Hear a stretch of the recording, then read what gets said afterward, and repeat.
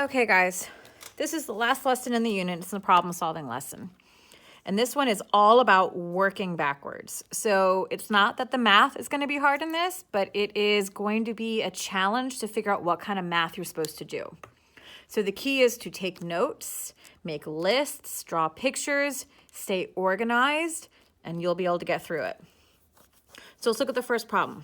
It says between 6 a.m. and 7 a.m., the temperature rose 2 degrees.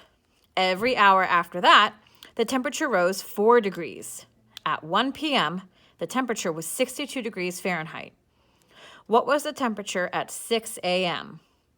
So it gave me the end result, but it's asking for where we started. So what I do is I set up first. I go, okay, well, 1 o'clock is where I finished, right? And then at 12, 11, 10, 9, 8, 7, 6. That's where I started.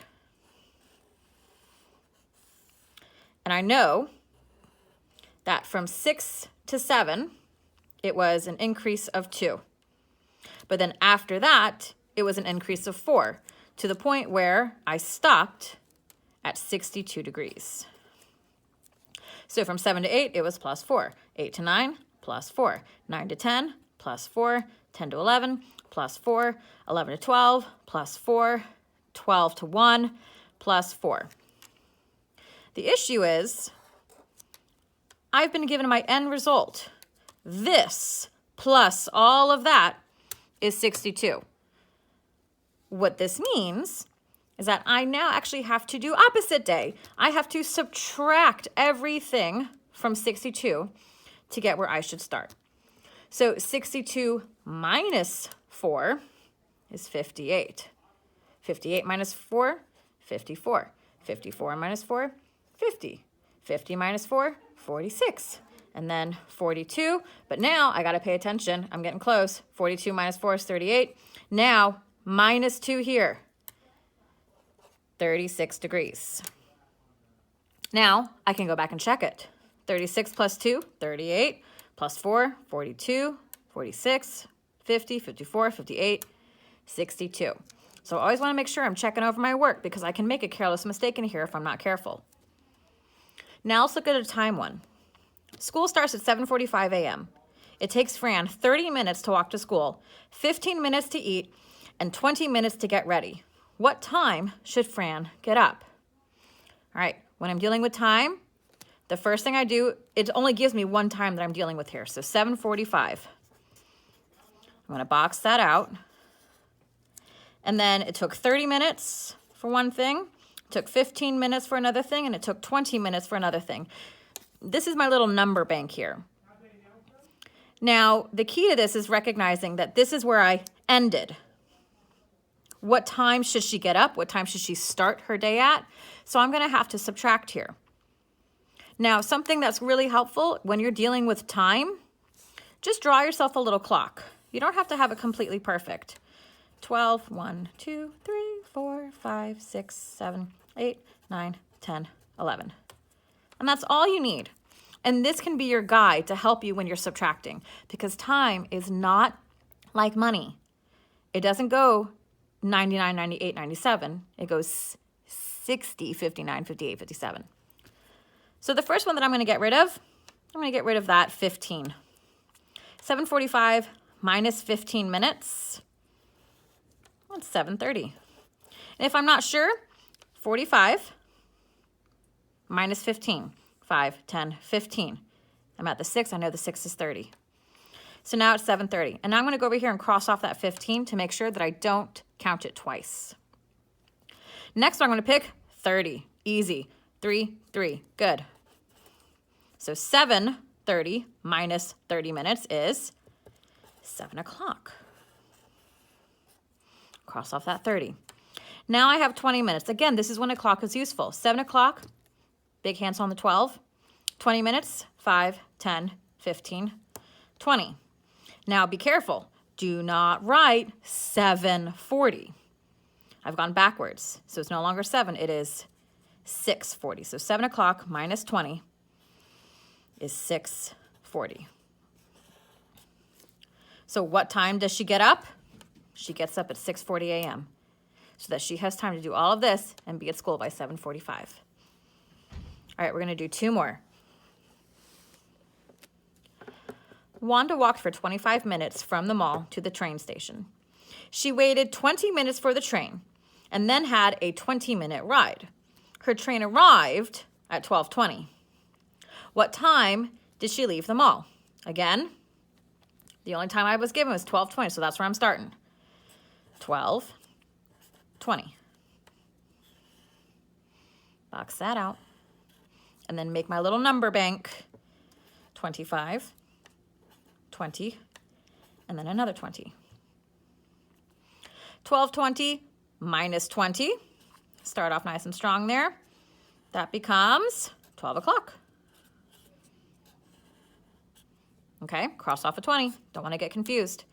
Now I'm back at o'clock minus 20. I just did that up here, so I'm pretty sure I remember how to do it. But if I forget, find that 12 o'clock, big hands at the 12 for noon.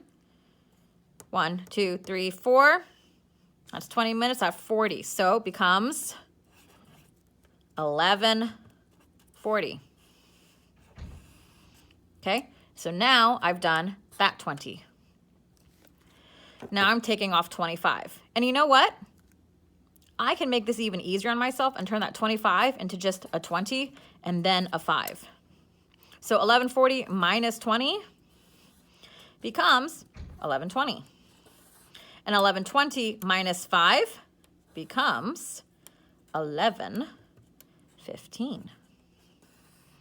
So she left at 11:15. Last one. And I'm going to pick one. I like this one. Let's do number 7. Georgette bought some craft items. The silk flowers cost 3 times as much as the ribbon. The ribbon cost 2 times what the foam cost. The vase cost $12, which was 3 times as much as the foam. How much did the silk flowers cost? Oh boy, that was a lot of information. Now that I've read over it, I'm going to go back and I'm going to make myself a list.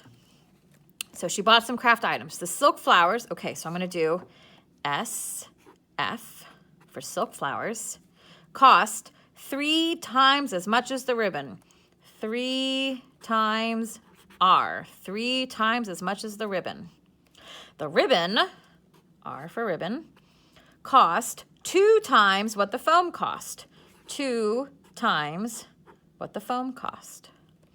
The vase, V for vase, cost $12. Yay, I got something. Oh, which was 3 times as much as the foam. So 12 equals 3 times F. How much did the silk flowers cost? They haven't really given me anything to solve, have they? Or perhaps this is my key right here. 12 equals 3 times F. I bet I could figure out what F is.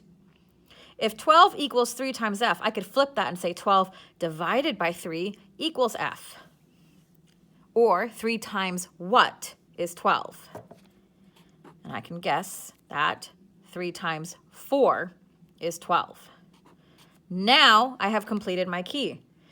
F is 4. So that means R, 2 times F.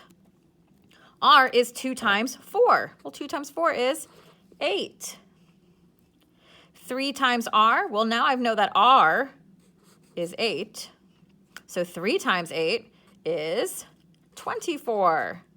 And the question was, how much money did she spend on the silk flowers? Well, she spent $24. It's a pretty good deal. So it's not that this was a challenging math exercise. You had to do 2 times 4 and 8 times 4 and 12 divided by 3. These are all things that you were pretty confident in doing. What was challenging was recognizing how to set up all of this in order to get to that. So you always read over what you're doing, make that list, and make that key for yourself, and then you'll be good. I do want to do one more for you because it's years, and we haven't really talked about years on this one. The Declaration of Independence was signed in 1776. 3 years earlier, the Boston Tea Party took place. Boston was settled 143 years before the Boston Tea Party. What year was Boston settled? All right. I start with my year. 1776. My number bank here is 3 and 143. Now, because this is so small and that it's going to add to this without changing any other number, I'm going to combine them together to make 146. So now I'm just doing 1776 minus 146. Well, I can do that. 6 minus 6 is 0. 7 minus 4, 3. 7 minus 1, 6. Dropped on that 1. 1630. So as long as you stay focused, and as long as you don't try and take shortcuts, don't try and go and do any of this mentally, you want to write this down because this is going to be really easy to get confused and kind of get mixed up, and then those careless mistakes can happen. So make your lists, draw your clock to help, check over your work to make sure you got it right, and you'll be golden.